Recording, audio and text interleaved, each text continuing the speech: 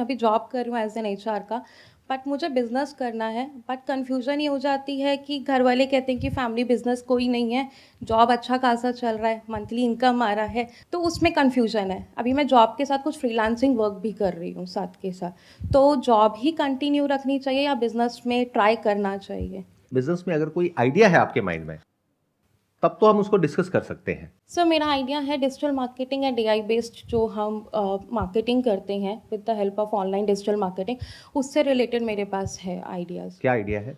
Sir यही कि एक एजेंसी ओपन करना, उसमें वर्क करना, जिन लोगों को नहीं पता कि हाँ आजकल सारी चीज़ें ऑनलाइन आ चुकी है, बहुत सारे ऐसे लोग हैं जो अभी भी ऑनलाइन नहीं आए हैं, उनको हेल्प करना और उनको आगे।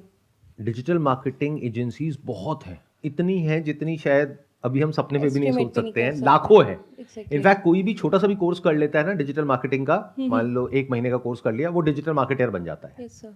और वो सीधा अप्रोच करने लग जाता है लोगों को कि हम आपका सारा डिजिटल मार्केटिंग हैंडल करेंगे। तो कंपटीशन बहुत ज्यादा है, उसमें आप यस स्टैंड आउट कैसे करोगे? अलग क्या है? सर अलग ये है कि नॉर्मली क्या होता है कि चीज़ों को अभी डिजिटल मार्केटिंग बहुत है, लोगों को इतनी अवेयरनेस नहीं है, बहुत सारी चीज़ें ऐसी हैं, लोगों ने 3 महीने का कोर्स कर लिया, वो सोचते हैं हम I am a digital marketer अगर उनसे, बट उन्हें पता कुछ भी नहीं होता है। मैंने अच्छे से सारी चीज़ें करी हैं, कुछ फ्रीलांसिंग प्रोजेक्ट्स भी हैंडल कर रहे हैं, तो मुझे ऐसा लगता है कि करना चाहिए मुझे। बट फैमिली ये कहती है कि बिज़नेस कोई नहीं है, जॉब कर लो, वो सिक्योर है, सारा चीज़ें हैं। जैसे मान लो मेरा कोई प्रोडक्ट है या सर्विस है, मान लो मेरा प्रोडक्ट है ज्वेलरी, हाँ जी। फैशन ज्वेलरी, अब उसकी आपको डिजिटल मार्केटिंग हैंडल करनी है, अब आप क्या करोगे? सर सबसे पहले तो मैं उसके सारे सोशल मीडियाज़ क्रिएट करूँगी, इन्फ्लुएंसर से टाई अप करूँगी, जैसे कि आजकल इन्फ्लुएंसर मार्केटिंग काफ़ी ट्रेंड में है। एफिलिएट के लिए ट्राई करूँगी, क्योंकि इसके लिए गूगल पे लाना इट्स नॉट अ, मतलब वो बेटर नहीं होगा। इन्फ्लुएंसर मार्केटिंग में मैं ट्राई करूँगी, क्योंकि आजकल यूट्यूबर्स बहुत सारे हैं, इंस्टाग्रामर बहुत सारे हैं, जिसमें उनको काफ़ी हेल्प मिल सकता है। बट ये तो जो आपके कॉम्पिटिटर हैं, यानी कि जो और डिजिटल मार्केटिंग एजेंसीज हैं या फ्रीलांसर्स हैं, वो भी बोल रहे हैं कि हम भी यही करेंगे। Yes sir. तो अब मैं आपको क्यों बिजनेस दूं? मैं आपसे क्यों काम करवाऊं, उससे क्यों ना करवाऊं? आप कितना चार्ज करोगे महीने का? Sir 5 to 10,000 per month at least. 5 to 10,000, तो अगर आप 5 से 10 हज़ार बोल रहे हो तो मैं आपको बोलूंगा 2 हज़ार रुपये। तो आप क्या बोलोगे सामने से? सर आई कैन ट्राई, मैं उसमें कर दूंगी, बट वही है कि जब आपका अच्छा होगा तो आपको मुझे भी करना पड़ेगा, क्योंकि अभी मैं एज एन फ्रीलांसर कर रही हूँ, तो आई कैन डू दैट। तो जब आपने बोला 5-10 हज़ार रुपये, तो पूरे कॉन्फिडेंस से नहीं बोला, मैंने 2 हज़ार बोला तो आप मान गए। तो 2 हज़ार में आप करने के लिए तैयार हैं। अभी जो आप जॉब कर रहे हैं वहां से कितनी सैलरी आ रही है आपको, अगर आप कंफर्टेबली डिस्क्लोज करना चाहें सर तो? 40,000। तो 2 हज़ार रुपये में अगर आपने 10 अकाउंट भी पकड़े तो आपके पास में आए 20 हज़ार रुपये। Yes sir. तो आइडियली आपको जॉब नहीं छोड़नी चाहिए, क्योंकि ये काम आप फ्री टाइम में भी आराम से कर सकते हैं। Yes sir. क्योंकि कोई क्लियर कट स्ट्रैटेजी नहीं है कि हम कैसे औरों से अलग हैं, और वो प्रूवन भी नहीं है।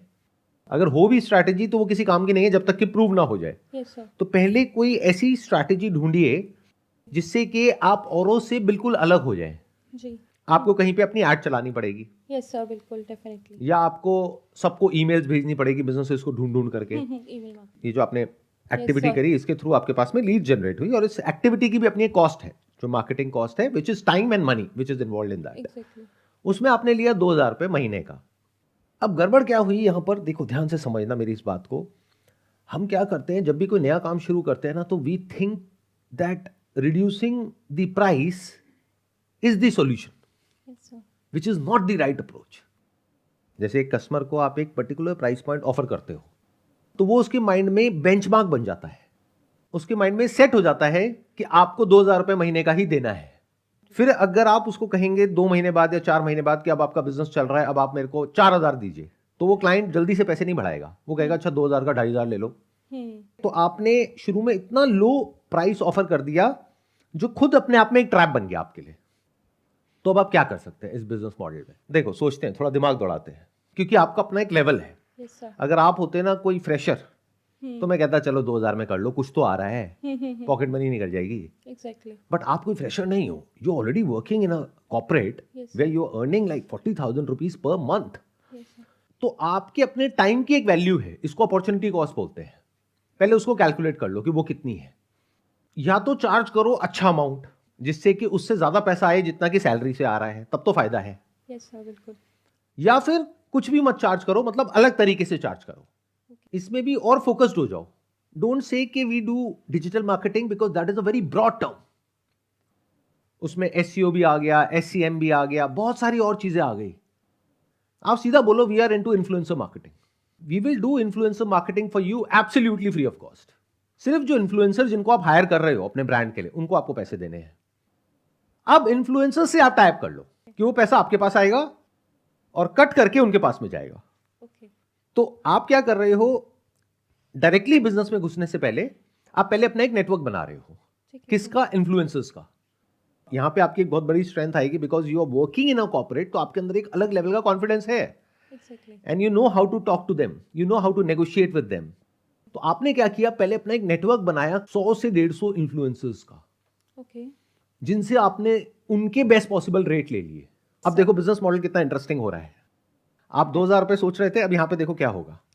जब वो ब्रांड आपके पास में आया तो आपने उसको क्या कहा कि और लोग आपसे रिटेनरशिप चार्ज करते हैं। मतलब क्या कि आपको रिजल्ट आए या ना आए, अपना सर्विस चार्ज करते हैं। उन्होंने तो अपने पैसे आपसे ले लिए। हाँ जी। तो उनका इंटरेस्ट इसमें नहीं होता कि आप सक्सेसफुल हो। हम क्या करेंगे, हम आपसे एक सक्सेस फी चार्ज करेंगे।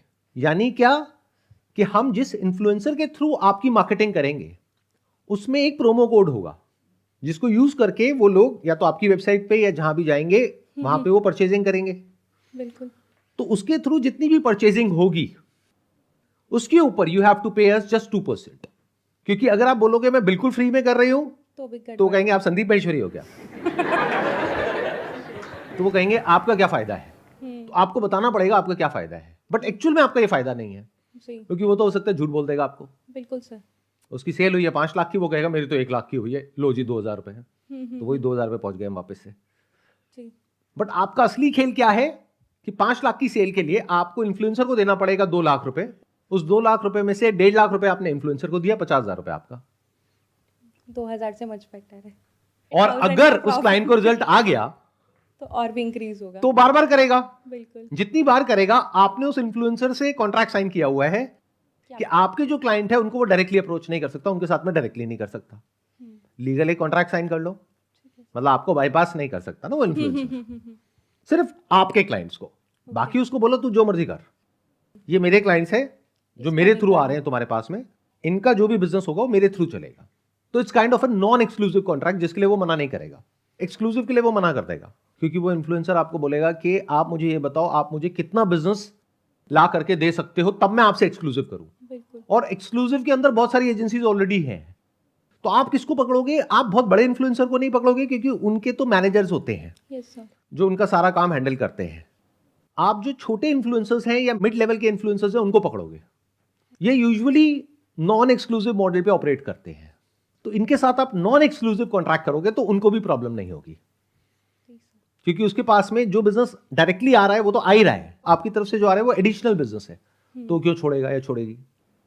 तो इस बिजनेस मॉडल के अंदर अगर आप महीने की 2 या 3 डील्स भी क्रैक कर लेते हो तो आपने उससे बहुत ज्यादा कमा लिया जितना आप सैलरी से कमा रहे हो।